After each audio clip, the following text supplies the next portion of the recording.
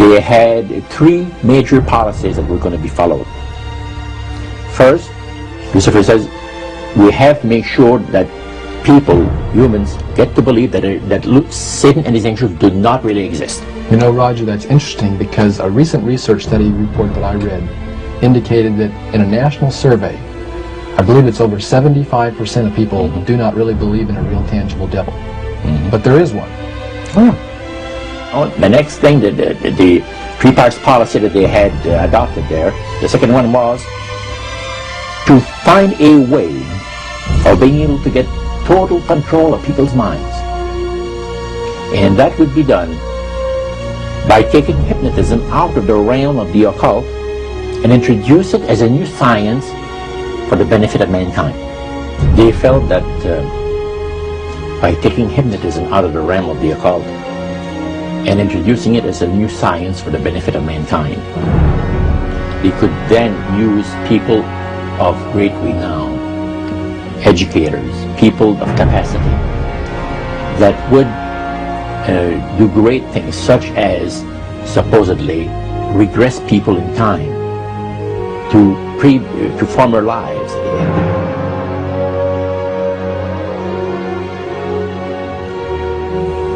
And of course, after the session is over, the person would not know a thing about ancient history.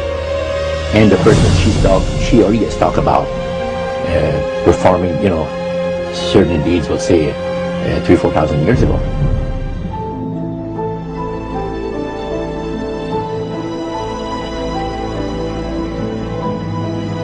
But this was their strategy. Now, what this would do for the thing is this, that it would create in the minds of the general public, solidly set in the mind of the general public, an unwavering trust in that great deception. So now this would be a way of de-Christianizing the Western world through the avenue of mysticism. The three things were, number one, that they did not want Satan did not want the human family to think that he or his angels existed. Right. The second point that you made had to do with taking control of people's minds. That's right. The third point was what? Was to destroy the Bible without burning it. Okay. See? And what was the strategy on that? On that, it was very interesting. Because after the Great General Council, it was decided that Satan would tutor Charles Darwin personally in setting up the principles of his theories of evolution. He was tutored by Lucifer himself, fallen Lucifer.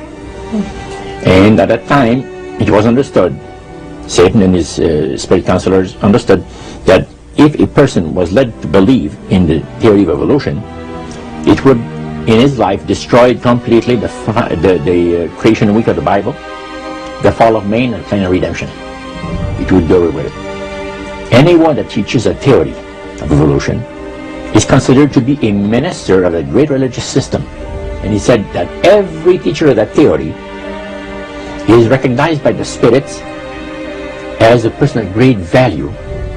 And receives a very special unction from Satan himself, giving great power to induce spiritual blindness, to convince and convert. Three capacities.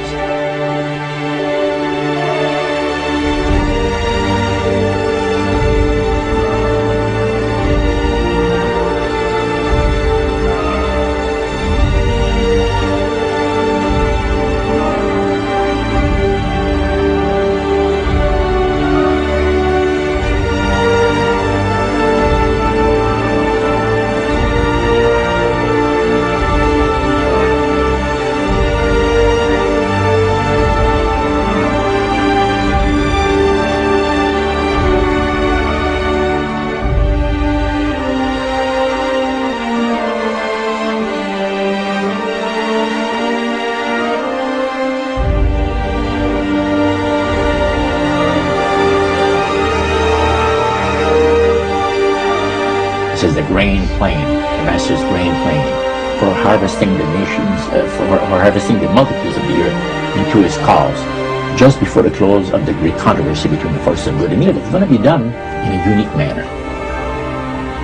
This grand plan is going to take people are going to eat the stuff, because it says spirits, demon spirits, will declare themselves to be inhabitants of far distant planets in the galaxies that are coming to warn the inhabitants of planet Earth of the impending destruction of the planet unless something seriously proper is done to avoid it.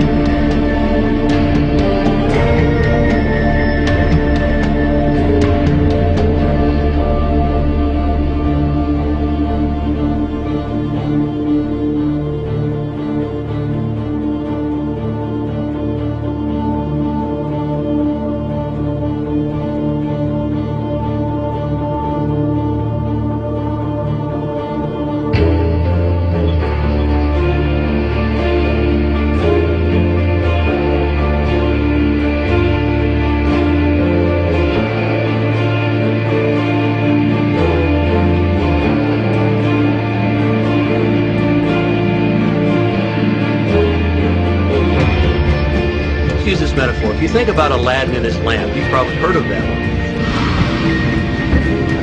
The genie always says one thing. Your wish is my command. You know, the universe is this great genie, and your conscious mind is Aladdin. It formulates the intention of what you choose for your life.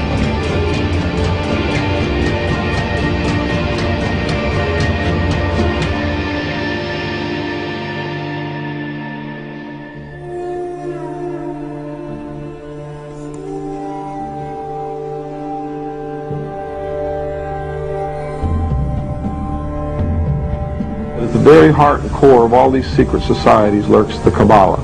It is a method of encoding information through a system of mathematics and numbers. These people that belong to the secret societies never dared to write down in any language what they knew, what it was that they were guarding, because then someone could steal it and then the secret would be out. So they took this knowledge and they made it occult through a system of encoding, encryption, one of which is mathematics, numbers. Another is architecture. Everybody wonder, why do they have a fraternal organization called the Freemasons? Aren't those the guys that build walls? You bet they do. Every wall they build contains the secrets that have been kept and maintained throughout the ages, and it's encoded in the architecture and in the measurements of the buildings and in the mathematical formulas used to derive the geometry, the shape, the length and breadth and height of rooms. It's all encoded there.